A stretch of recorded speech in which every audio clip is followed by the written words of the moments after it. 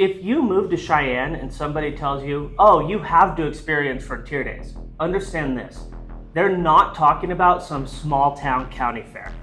For about 10 days every summer, Cheyenne completely transforms. The population explodes, downtown gets packed, traffic actually exists for once, and the entire city basically turns into one giant Western celebration.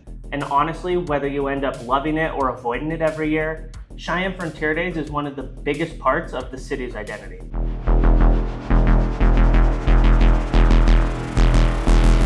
Hey, what's going on everybody? My name's Austin Arnold. I'm a local realtor right here in Cheyenne, Wyoming, and on this channel, I help people just like you figure out what it's really like to live here before making the move. And today we're talking about everything you need to know about Cheyenne Frontier Days. What it is, what it's actually like living here during it, and why this event matters way more to Cheyenne than people realize. Because if you're considering moving here, Frontier Days is absolutely something you're going to experience. First off, let's talk about what Frontier Days actually is. Cheyenne Frontier Days started back in 1897, and today it's known as the world's largest outdoor rodeo and Western celebration. And honestly, that title isn't really an exaggeration. This event brings in hundreds of thousands of visitors every year from all over the country. You've got professional rodeo competitions, massive country concerts, parades, carnival rides, pancake breakfasts, Western vendors, military demonstrations, and basically non-stop activity for over a week. If you've never been to a rodeo before, Frontier Days is probably the biggest version of it you could possibly experience. And even if you're not a huge rodeo person, it's hard not to get caught up in the atmosphere at least a little bit. The first thing you notice during Frontier Days is that Cheyenne suddenly feels way bigger than it normally does. Normally, Cheyenne has a pretty relaxed pace. You can drive across town in 15 minutes or so, parking is easy, and traffic is minimal. During Frontier Days, completely different story. Hotels book up months in advance, restaurants get packed, downtown is busy almost every night. And for one of the only times all year, locals actually start planning around traffic. Now, if you're moving from a major metro area, you'll probably laugh at what Cheyenne considers bad traffic, but for locals, it's definitely noticeable, especially around the fairgrounds and central parts of town. And honestly, this is one of those love it or hate it parts of living here. Some locals absolutely embrace Frontier Days every year. They go to concerts, attend multiple rodeos, host family and friends, and fully lean into the Western atmosphere. Other locals basically disappear for the week and avoid town entirely. You'll hear both perspectives pretty quickly if you move here. Now let's talk about the rodeo itself, because this is really the heart of the entire event. The rodeo competitions are a huge deal here. You've got professional riders and competitors coming in from all over, and even people who don't normally follow rodeo tend to pay attention during Frontier Days. There's a level of pride attached to it in Cheyenne because rodeo culture is still very much part of Wyoming identity. This isn't one of those places where Western culture is just for tourists. A lot of people here actually live it. You'll see ranchers, farmers, military families, and lifelong Wyoming residents all mixing together during Frontier Days. And that's part of what makes the atmosphere feel authentic instead of overly commercialized. Now, obviously, if you're not into Western culture at all, some parts of Frontier Days might feel a little overwhelming. Cowboy hats, boots, country music, it's everywhere. But honestly, even people who move here from completely different backgrounds usually end up appreciating the experience once they see how much community pride is tied to it. And then there are the concerts. This is another thing people outside of Wyoming don't always realize. Frontier Days gets legitimately big artists. Every year, major country artists, and occasionally artists outside country music, come through Cheyenne. And because the venue isn't enormous compared to stadium tours, the concerts can actually feel a little more personal than shows in larger cities. Now, tickets can get expensive depending on the performer, and if you wait too long, good seats disappear fast. But for a city the size of Cheyenne, the entertainment level during Frontier Days is honestly impressive. And you'll notice something else during concert nights. The entire city changes energy. Bars downtown get packed, restaurants stay busy late, people are everywhere. And for 1 week, Cheyenne feels a lot more like a major event city than a small Wyoming capital. Now here's something people relocating here should understand. Frontier Days isn't just an event. It impacts the local economy in a massive way. A lot of businesses make a huge portion of their yearly revenue during these 10 days. Hotels, restaurants, local shops, bars, vendors, rideshare drivers, Everyone benefits from the influx of visitors, and honestly, you can feel that economic importance in how much effort the city puts into the event every year.